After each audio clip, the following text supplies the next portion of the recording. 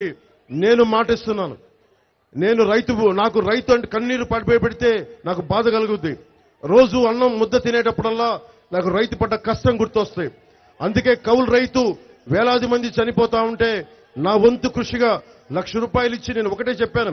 నా ₹1,00,000 వల్ల ప్రాణాలు తిరిగి రాకపోవచ్చు, కష్టాలు తీరకపోవచ్చు, కానీ నా మనసును ఆవిష్కరింపజేస్తున్నా నేను మీకోసం ఉన్నానని చెప్పడానికి.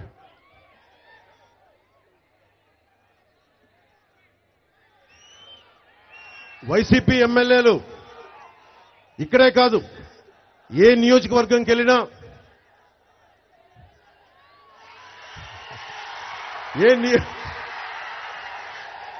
ఏ నియోజకవర్గంకి వెళ్ళినా ఎక్కడ పట్టినా దోపిడీ, ఇసుక దోపిడీ, మట్టి కనిపిస్తే తినేస్తా ఉన్నారు. అలాగే రైతు కష్టాల మీద ఎవరన్నా మాట్లాడితే, ముఖ్యంగా ఇక్కడ గండేపల్లి మండలం రామాయపాలెంలో రైతులని బూతులని తిట్టిన విషయం కూడా నా దృష్టిలో ఉంది. గోకవరంలో జలవనరుల శాఖ స్థలంలో ఎమ్మెల్యే అనుచరులు ఏ విధమైన పర్మిషన్ లేకుండా లాడ్జి కూడా కట్టిన సందర్భం నా దృష్టిలో ఉంది. నాకు ఒకటే అనిపిస్తుంది, పేదలు ఇళ్లు కట్టుకోవాలంటే పర్మిషన్లు ఉండవు. ఒక యువకుడు వచ్చి ఉపాధి అవకాశాలు వ్యాపారం పెట్టుకోవాలంటే పర్మిషన్లు ఉండవు. కానీ అడ్డగోలుగా వైసీపీ నాయకులకి పర్మిషన్ లేకుండా లాడ్జీలు కూడా కట్టేసుకునే పరిస్థితి. ఇది మారాలి అంటే కేవలం కూటమి ప్రభుత్వం వస్తే సరిపోదు, మీరు ఓటేస్తే సరిపోదు. యువత భవిష్యత్తు మీది. మీరు ఎగురుతా ఉన్నారు, దండాలు పెడతా ఉన్నారు, చొక్కాలు తీస్తారు, ఎర్ర జెండాలు మనకి ఎర్ర తువ్వాలు ఎగరేస్తారు. ఈ రోజున కూటమి ప్రభుత్వం ఉంది, కూటమి ప్రభుత్వం రాబోతుంది. కానీ మీరు మీ భవిష్యత్తును కనుక మీ చేతుల్లో తీసుకోకపోతే, మీరు ఎమ్మెల్యేలని మీ హక్కుని మీరు తీసుకోకపోతే ఎవ్వరు కూడా మీకు వదిలేసి వెళ్ళిపోతారు. నేను మీకు మాటిస్తున్నాను, నేను ఒక కూలీలాగా పనిచేస్తాను మీకోసం. ఇప్పుడు దాకా చాలా మంది నాయకులను చూస్తుంటారు, చాలా మంది నాయకుల్ని.